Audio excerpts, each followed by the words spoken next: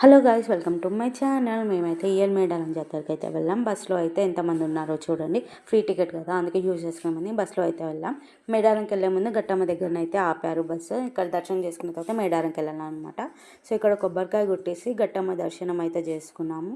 నేను మా మమ్మ అయితే వెళ్ళాము. మా హస్బెండ్ మా చెల్లకైతే లీవ్స్ ఇవ్వలేరు. సో ఇక్కడ మేము దర్శనం కంప్లీట్ చేసేసుకుని మేడారంకి అయితే స్టార్ట్ అయిపోయాం.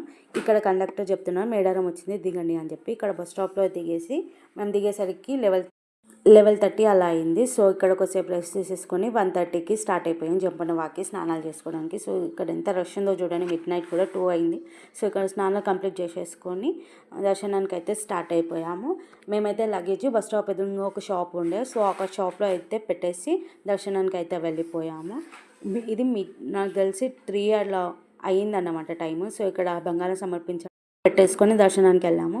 3 అవర్స్ తర్వాత దర్శనం అయితే వచ్చింది. ఇదేమో సారలమ్మ గద్దె. సో ఇక్కడ అందరు బెల్లాన్ని సమర్పించారు. సో మేము కూడా బెల్లం వేసేసి అక్కడ నుంచి సారలమ్మ దర్శనం కూడా చేసుకున్నాము. రిటర్న్ బెల్లం కూడా తీసుకున్నాము.